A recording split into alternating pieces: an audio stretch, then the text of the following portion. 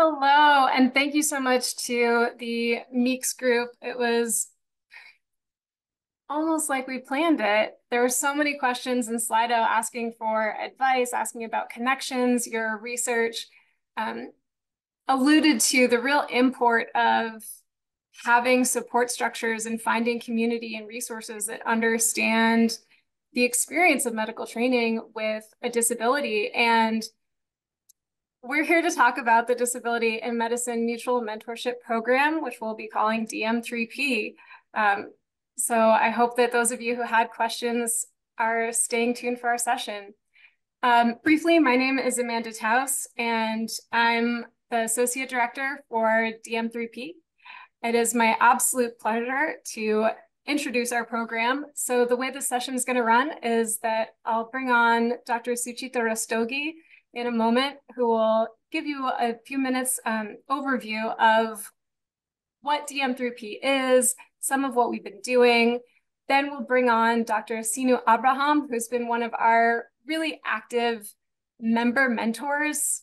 And I'm thrilled for you all to hear from her. I think she's fabulous and has done so much work within our community and has a real breadth of experience, both in navigating some of the really difficult situations that came up in the Slido questions and also in offering advice to people who've been through really difficult situations.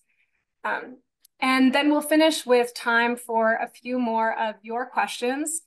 I would also encourage you to stay for the breakout session, which will include myself and Suchi, but then also our faculty advisors from the mentorship program, Dr. Peter Poulos and Dr. Ken Sutha.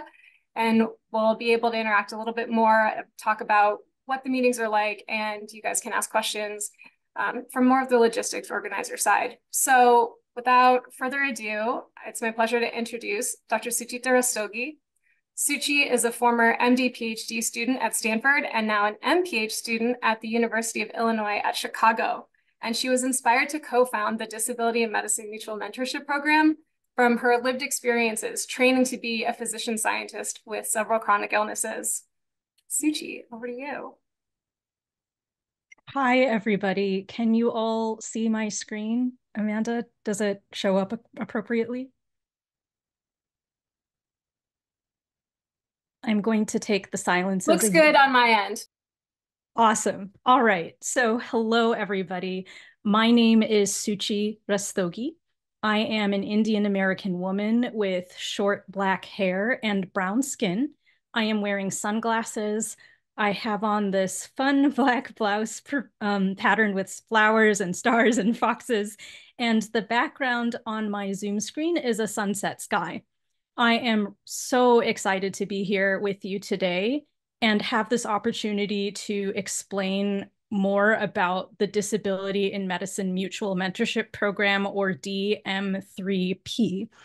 So I co-founded DM3P with Dr. Peter Poulos and Dr. Joe Kim to support people in the health professions who have disabilities for reasons that, if you guys have been for those of you who have been attending all day, now should be kind of obvious. So this organization got started with the help of three sponsoring groups. So those are the Stanford Medicine Alliance for Disability, Inclusion, and Equity, Medical Students with Disabilities and Chronic Illnesses, and the Society of Physicians with Disabilities. And the purpose and why so many organizations came together to create this was because we know that we need a community to kind of build a village that provides current, future, and former healthcare workers with disabilities, with mentorship, with skills, with support, so that they can thrive professionally. And our end goal in having this resource is to increase disability representation in all of the medical professions and to foster a culture of accessibility in medicine. Before I describe the program in earnest, I'd like to start with a few acknowledgements. So first, I want to thank the rest of the program's executive leadership. Those people are Amanda Taus, who is moderating today, Zoe Martin Lockhart, Dakeen Campbell, Peter Poulos, and Ken Sutha. and they have worked so hard to run this program alongside me. I also want to thank the many volunteers who are working behind the scenes on a lot of the operations for this mentorship program. They're working really hard, and some of them without really any acknowledgement or academic currency. They're uncompensated, and we're really, really grateful to have them. And finally, we're thankful to SMATI for providing us our base funding, and to the Stanford Teaching and Mentoring Academy, and to the EdTech department of Stanford's medical school for awarding us grants in the past. Okay, so now that those acknowledgements have been said, I want to explain a little bit about the types of mentorship that come up in DM3P. So the cornerstone of our program is a philosophy called mutual mentorship. This is a group-based model of mentorship in which everybody is considered to have both something valuable to offer and something to gain from others. We don't formally pair people up or assign mentors and mentees.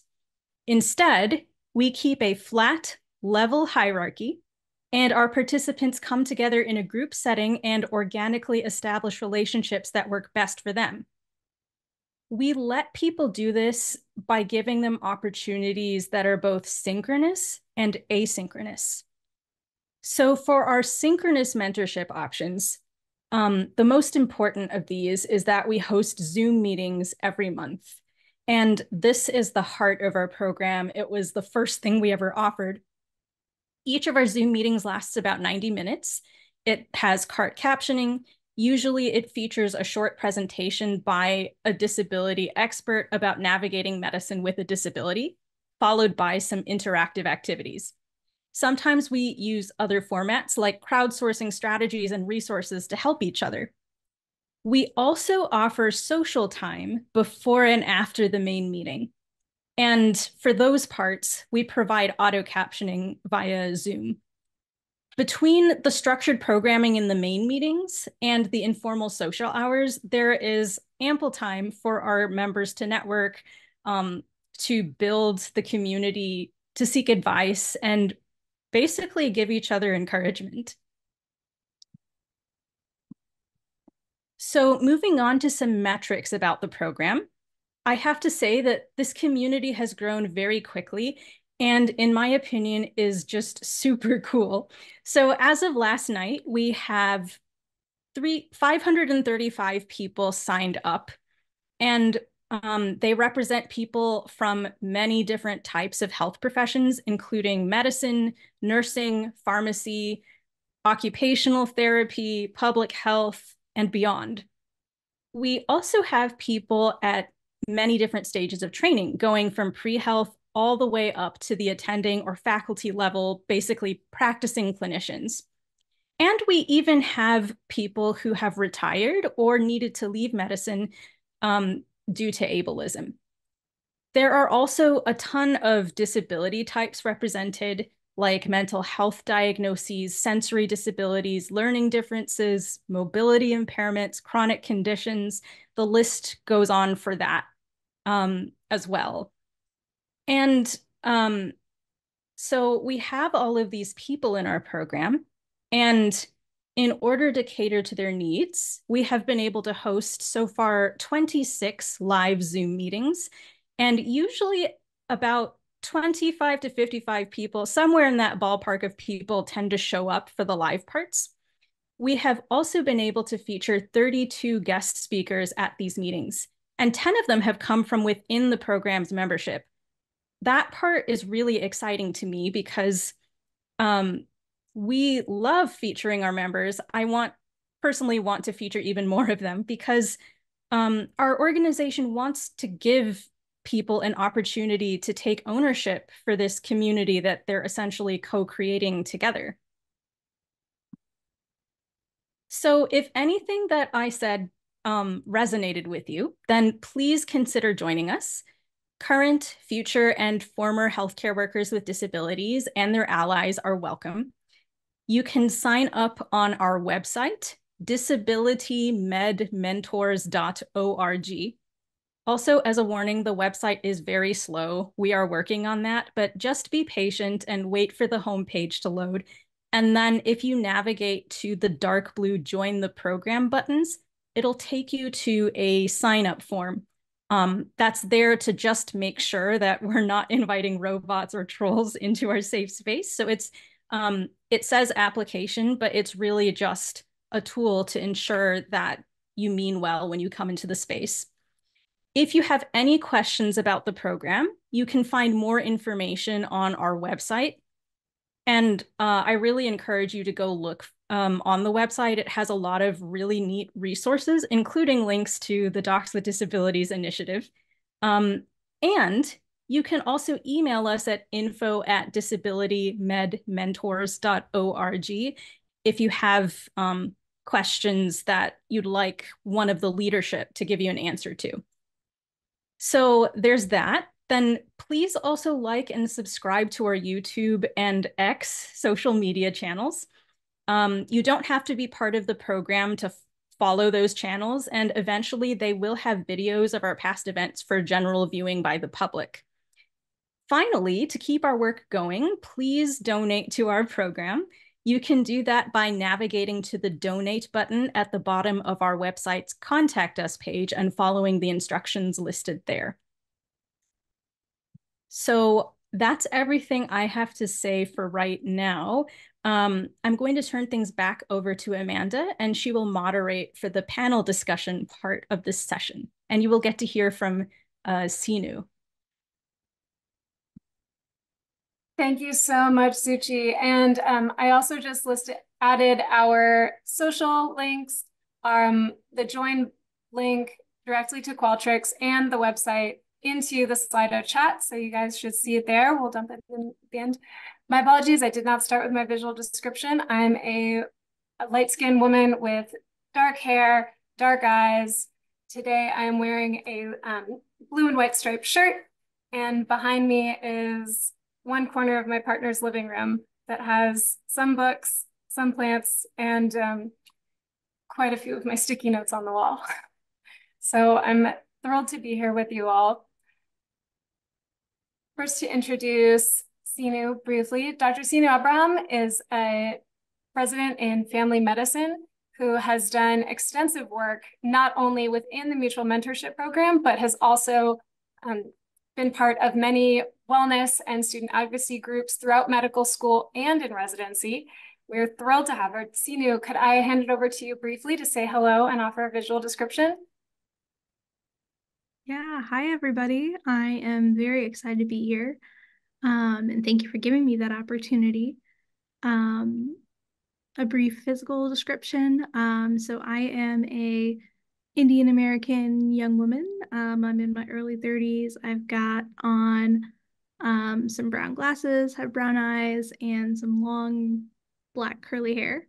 Today I'm wearing a black blazer with a patterned sage green top that you can see a peek of, and a sky blue background. Thanks so much. So to begin with, Suchi, can I just ask, can you talk a little bit more about the experiences that led you to co-found DM3P?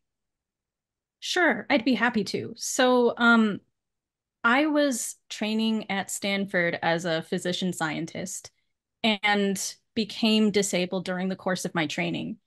At first, I thought I was the only one. I had no idea how to advocate for myself. I knew I needed support, but didn't really have the confidence or the skills to navigate the system.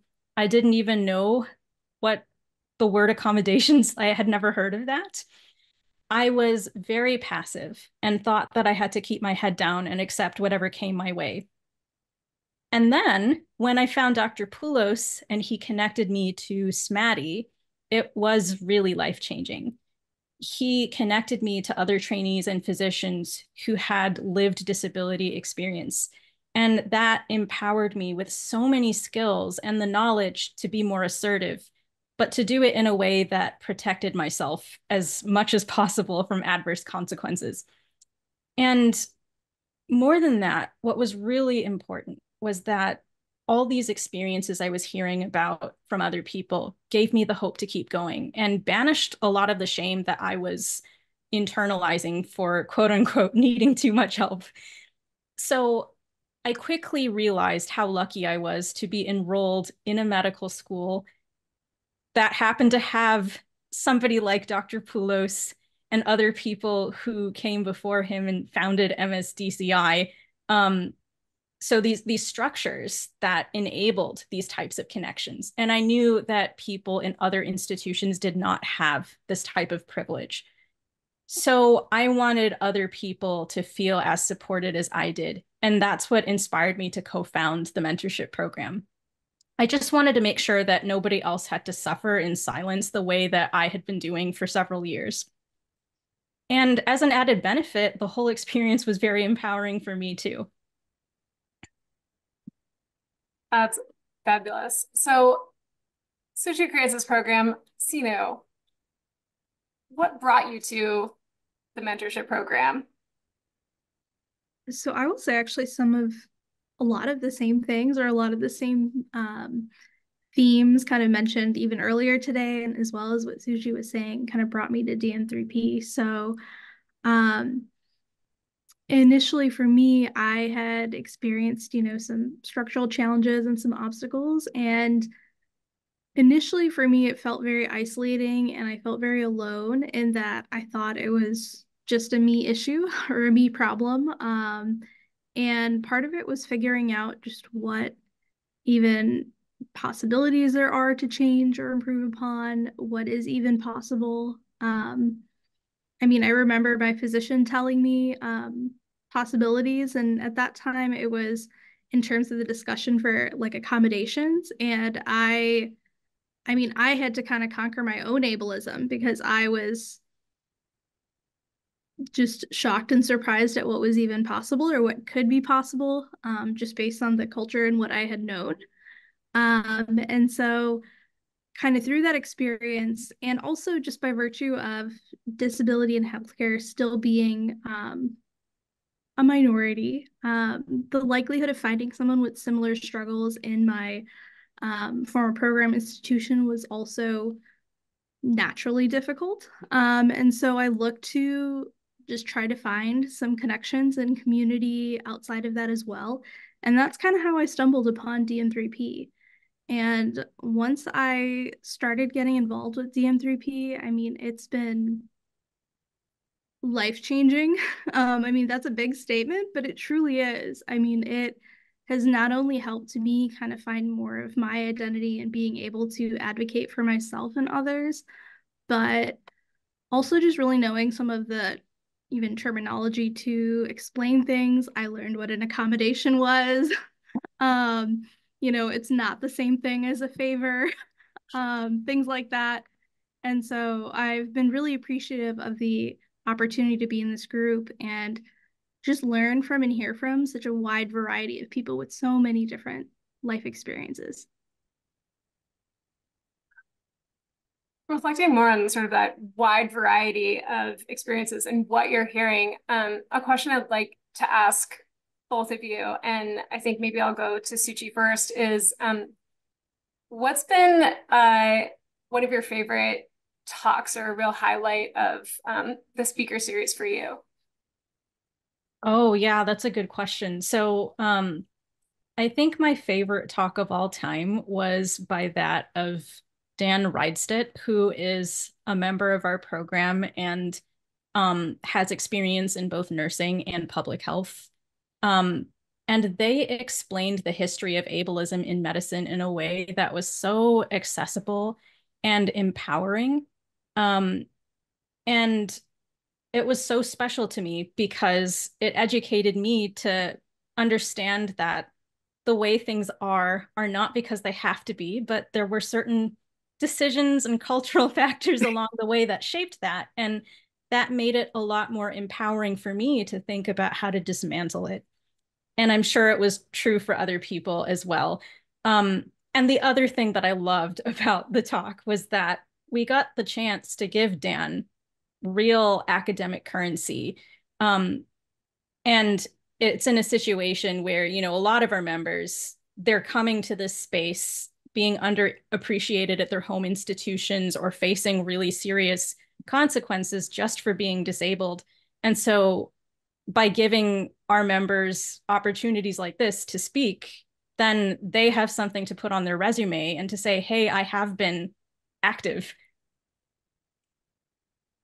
That's fabulous. And such a good point too, because it's also a way of recognizing that lived experience is learning and relevant to training, and sort of coming off that idea, similarly, Sinu, are there ways that the talks and the kinds of diversity and community and especially these participant talks that are coming to DM3P, are there ways that that has informed you as an aspiring clinician, as a practicing family medicine resident? Absolutely. So with the benefit of being in such a large group with so many different medical and mental health and all of these different conditions and challenges, one of the things that I found beneficial and helpful is just hearing from maybe individuals I would not have encountered earlier on in my medical career than if it hadn't been for this group. So in particular, I mean, we've had talks by various members and as well as speakers about different impairments and disabilities. So one that's coming to my mind right now would have been talks by physicians with visual impairments. We had another speaker who was by nature of her conditions in short stature. And really, it was hearing their experiences and them describing their challenges that made me really have to consider what are some of the day-to-day challenges they face, and also how that can be, how we can look to, I guess, help them in their day-to-day path, if that makes sense. So things that I necessarily may or may not have encountered, let alone even with the speakers that I identified with some of the same conditions with, truly. It just helped me have more of an idea and more awareness about what is possible, what can be done, and also kind of what pitfalls and areas to look for, which then ultimately, I mean, it has only benefited my clinical care thus far because I'm more informed and we can only do with what we know.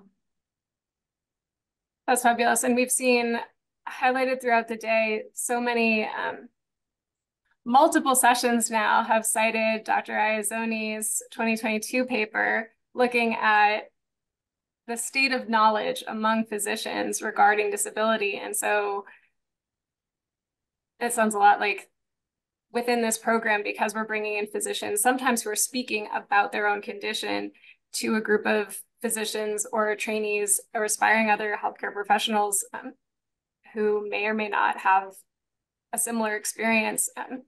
We're really learning from a unique cognoscenti who have medical training and lived experience on their condition.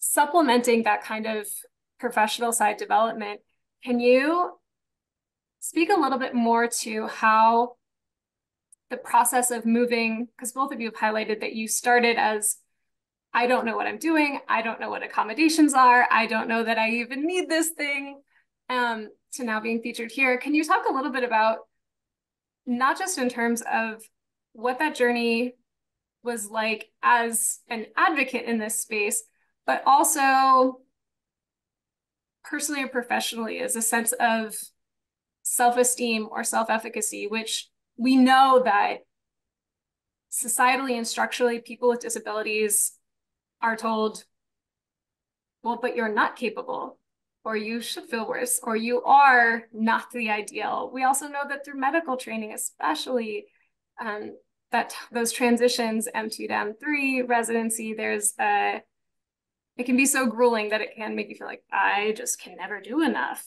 Are there ways the engagement with mutual mentorship and some of those opportunities in a like-minded space have informed that sense of self-efficacy and self-confidence?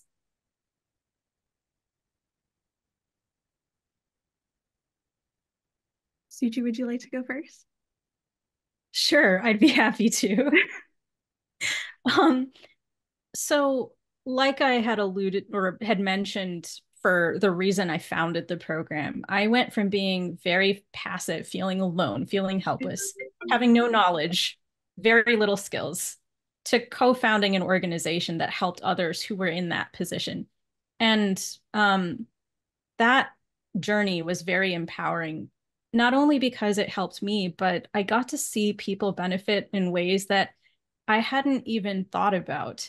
Um, and also the community helped me personally. And that wasn't what I was expecting at all when I went to co-found it. But like Sinu, you helped one of my family members in a difficult situation in their residency program.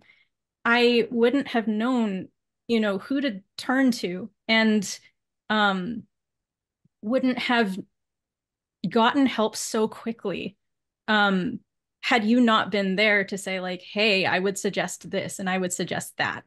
Um, and that family member really benefited. I also learned from other people in the program um, who had disabilities that were very different from mine, the visually impaired kind of subcommunity, um, that their accommodations would also help me with my own disability. So I have chronic migraine. That's why I'm wearing these rose-colored sunglasses. They taught me how to use a screen reader, and I'm using it now for all of my classes. So there were really a lot of cool benefits that I personally got, and all of those really helped inform what I wanted to do with my own career and life. And now disability advocacy is, I'm making that the point of my career rather than what I'd originally intended. And that wouldn't have been possible without the support of this community, which has all of the wisdom. It kind of lies with all of you guys, Sinu, and all of the people like you who have joined. It's not really within me or our organizers. Well, I guess Amanda, Dr. Poulos, Dr. Sutha, and Zoe have wisdom, but there's so much more of it out in the community, and I'm very grateful and gratified to see that. Yeah, for sure. I think I mean, looking even at it now, there's so many conversations and people that I've talked with just through the connections made from DM3P that wouldn't have, I likely wouldn't have had the chance to talk to, let alone have like a lengthy conversation with. I mean, just not even like within the last month, Sushi, you recommended and connected me with a panelist that you had heard of. I spoke with that physician who is in another part of the country than I am, and he then connected me to another individual. All three of us having different disabilities and different challenges, but at the same time having some of the same challenges, and how we getting to learn how we navigated them. One of the things that also occurred with, as far as coming back to the sense of how it increased my self-confidence and my ability to be a better advocate. Initially, it was just not knowing some of the right words or who to ask, how to ask, when is it even appropriate to ask. And also being in the setting where you're in that vertical hierarchy where you may want to ask something or ask of help from someone who then you hope will be writing you a letter of recommendation later on in life. And so kind of navigating those challenges, but then also realizing that a lot of this is something that I'm very passionate about, and making sure that from our experiences that we learn from them and that we can benefit others moving forward. I mean, this for me has been something that I didn't know about myself as much before residency, but then kind of as I've undergone my own circumstances, I've learned more things that I want to share with not only my patients moving forward, but even other aspects of my career that I don't think I even fathomed earlier. Yeah. Yeah, I think one of the things I want to lift out there was it's so often someone comes because they're having a hard time, or they're feel early in their career, or like they don't have the resources. And one of the things that seems so strong about the mutual mentorship structure of this is that you can come thinking, oh my God, I just need help, and I'm asking for help. And then you realize each of us knows more than we think we know. Absolutely. And it can seem a nice complement to the really vertical hierarchy that we see in a lot of healthcare and that we see in a lot of academic training, to have a place for more horizontal learning. And definitely in a safe space. I mean, that too, it was that I also want to pull out one of the themes that we've seen is that in whether you're on the patient side or the learner side, a lot of times people with disability don't come forward or ask for help. Sometimes they don't know how to, and sometimes they've had really bad experiences, or there's a fear of being perceived differently. Like you said, it can be hard to talk about accommodations with someone that you also are going to want as a professional reference or a letter of recommendation writer. And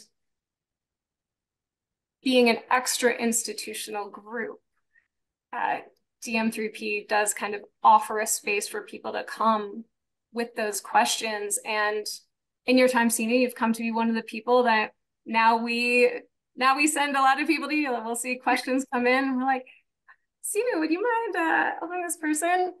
And that commitment has been really, really amazing. And one thing I just want to ask you, Sina, is what keeps you coming back? Regardless of personal circumstance, we know that people with disability often need more time and money to achieve a comparable quality of life. John Kemp, in his presentation, referenced some of that literature. We also know that disability representation attrites along the training pipeline. The Meeks group outlined some of that, and I was excited to already cite the April 2024 match data, but that was in there too. And we know that physician burnout is on the rise. Dr. Ortega in October 2023, JAMA Open Network, quantified it and was able even to show that burnout rates are increasing. It's more pronounced for women. It's more pronounced early in your career. So given all of that and the time crunch, what keeps you coming back? What keeps you showing up in these spaces? That's a good question. So I would say probably a combination of things. One to start is I am definitely at heart an optimist. And if anything, one of my favorite things to do is solve problems or find solutions in any way that I can, with my limited capacities, of course. And so even in like the different day-to-day conversations, or when you guys reach out with, maybe another person or another learner that might want some input, could benefit from some advice or even just motivation in general. For me, the goal is often just my goal has always been to make the most of a difficult situation. And if anything, if we're going to encounter any struggles, we might as well learn from them and help others along the way. And so when I'm talking to different individuals, or when I'm, trying to do any of this advocacy work, really, it's almost as if I'm not only giving motivational advice to others, but it's also in a way like potentially me giving myself some positive self-talk. And so really it's a way of reaffirming that this is truly what I want to do. This is what I'm passionate about. I think it's different. I think there's two different ways of looking at it. You can look at a difficult situation and it can be really draining. But if there's a way to make something positive out of that, or figure out how to see maybe a different outcome potentially moving forward, it can help build that mindset. And so for me, I mean, trying to motivate, well, guess what I'm trying to say, is that by talking through my story, it's really just helped and reaffirmed that this is what I want to do. And when I have a lot of these conversations, even if it's, 5 minutes or it's like 2 or 3 hours, I tend to feel even more energized and motivated about it afterwards. It's almost like giving myself a pep talk, really. um, because it just reaffirms what, like, this is truly what I want to do, and I want to keep doing it moving forward. Thank you so much. I want to acknowledge our session started a little bit late. We are going to go about 5 minutes over, but maintain the 10-minute break. So the breakout session will be slightly abbreviated. We really do want to make sure, as a point of accessibility, to give everyone their break time. Briefly, before we start taking some community questions, so both of you, I'd love to ask, what are future projects or directions now? Because you've talked a lot about how connection to this community has really informed the course of your career, the way that you think about patients that you encounter, especially in a family medicine practice. You're going to see everything. What are some of the next places you want to go with that, or a sort of passion project you have in the works? And Sina, I'd love to start with you. Yeah. So definitely something that I'm still building upon myself. But definitely it's been really exciting to see a lot of the upcoming updates and changes to medical school curriculum about disability and healthcare. And I think also by virtue of just where I'm at currently in my training of being in the clinical space and in clinical residency, I would like to add more potentially like some educational modules or mini curricula, specifically with disability and healthcare, but a little bit more nuanced to some of the practical day-to-day questions that clinicians may have. And some of that, stems from experiences that I've had and things that I've had to look up on my own to figure out. As far as like, what are accommodations and who do we go to for these accommodations? Why are accommodations not like, why is that not a favor or something to alleviate work from one and put a burden on someone else, but rather something to help even the playing fields, but also to help us give the best possible care to our patients while also taking care of ourselves as providers. I mean, I've talked about this before with you both, but just the amount of experiences that I've had where I've just gone to different clinicians myself, even as a patient, and going to the supposed expert who are all well-meaning and genuinely very kind and willing to learn, and asking them questions about maybe some of this process, and then their response being, I'd really like to help you, but I've never had training on this. And then it's a matter of, who do I go to, or can you write a letter, on my behalf, and things like that we may not necessarily have much training on. I mean, that's the gist of what I found so far, is that in some institutions they are very blessed and they have a lot of exposure to this. And then on the other hand, there are a lot of clinicians where this is something that just hasn't been talked about. And ultimately, if you think about it, that bleeds down to the patient who's at that disservice of, well, now the patient's got to figure everything out. So I would like to come up with just some practical tidbits and kind of present it to residents, resident physicians, and maybe just continuing education of, hey, here are some things to consider. Here are some general language to think about. And even if a patient maybe hints at something, maybe they can't outright ask for what they need or maybe even know what they need, but how can clinicians and providers not only facilitate that safe space, but help them identify how to get that process going. Excellent. And that speaks a lot to topics that have even come up earlier, the For sure. changing nature of accommodations, whether or not what the doctor knows how to write or can write or has time to write aligns with what the institution is expecting, whether it's a workplace or the NBME. For sure. I'd love to bring us to the audience Q&A. I also know that there's some future directions content that Suchi has that we'll maybe bring to the breakout session. So I encourage you guys to come to our breakout session. Already in the chat, we had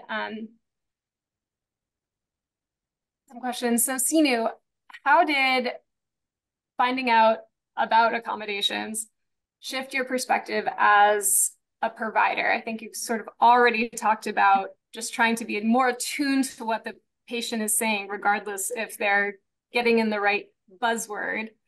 But could you say more about how it's changed your perspective as a provider and perhaps in an intersectional approach? So yeah, so I would say some of it has to do with kind of what I was mentioning earlier, but for me, it was learning a little bit more about what practically can be considered an accommodation and how to make that actually happen in a program, and especially for, different residency programs. I mean, certainly for medical schools, but when I even think of residency programs, I think of things on a bit more of a smaller scale because there's usually less manpower to be able to implement these things. And so from that standpoint, I was able to look at it with a little bit more of a analytical but practical lens of, rather than saying, oh, like maybe be relieved of XYZ shift or not doing XYZ thing, to then being like, well, how can we practically make this, how can we make a practical solution to this problem or to this issue? With it being sort of more like solutions oriented, regardless of sort of making judgments about validity or legality. Just like, what can we do for the patient? Yeah, for sure. I mean, I've been on both ends, and so one, it takes an open mind to even consider the right possibilities, but then even then, it takes a creative mind to come up with the right solutions. And then for both of you, but I believe Suchi was the one who first brought this up in talking about the origin story for DM3P. Can you talk more about sort of the skills or the balance that you've had to find in advocating for yourself while minimizing adverse consequences? And we want to acknowledge that the way that ableism operates structurally, the stereotype threat or fear of adverse consequences doesn't necessarily reflect on any home institution. It's societal, it's in the air. So people can worry about adverse consequences and still feel they have to navigate them without that reflecting on the home institution. Would you like me to answer it first? Okay. So I do have the perspective of coming from a family where the generation up, there were other people in medicine in my family. They kind of whistle blew against things that were going wrong because of, again, discrimination, which was a combination of ableism and racism and xenophobia. And because they did it in a system that really didn't trust them, or like the people at the institution, there weren't enough people there who were on their side to be able to have their backs. And because they did it in a very inflammatory sort of way, one member of my family got kicked out of medicine for good. And so I had that perspective and was told, keep your head down and don't make a fuss. And that, you know, can be an advisable approach in very unsafe systems, and many people do have to take that route. And it sucks. It really stinks. Like, there's no other way to say that. But being given skills like, when do you involve a lawyer? And how do you engage in a way that doesn't get the institution's hackles raised? We get to talk about that a lot in the mentorship program. Other skills like, how do I say this in a way that will make institutional leaders not get mad at me, but actually really pause and think about it? There is emotional intelligence that comes into play, and there's psychology that comes into play. You know, for better or worse, if you bring up a problem, people should be willing and open to listen to it, but sometimes you have to learn how to make it palatable. And that stinks, but it's true. So that's sort of what I meant by trying to minimize adverse consequences. I will say that even if you do everything right, you can still suffer the adverse consequences. You can still get kicked out. You can still, you know, be denied the supports that you need in order to level the playing field. But learning these skills can increase your chances of success.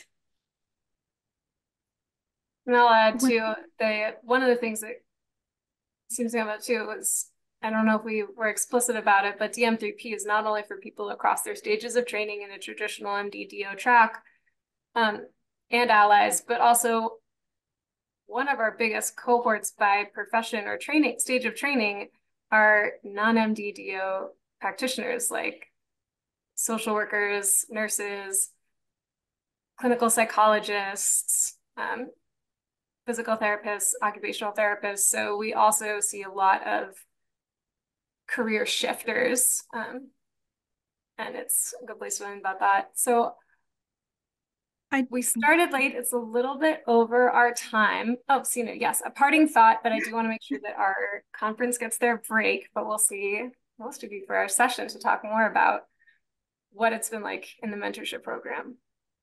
Yes. Sorry, one quick thought. As Suchi was talking, I was just thinking about one of the things that, you know, it took me a little bit for me to realize, but I think is important, especially for many of those along the journey to think and consider, is that just because, you know, you may have one not so great encounter doesn't mean that there won't be an even better solution or better opportunity that comes along your way. And yes, kind of while there is a lot of risk associated with, you know, all of these things, and certainly with speaking up for yourself, it's been very rewarding for me, at least, to see the differences amongst cultures, just in different places, amongst different people, and to remember that one instance or one response to a potential question or accommodation request doesn't speak for how everyone else thinks. And I think that's just an important grounding thought to keep in mind as you're moving forward in the journey. I would second that.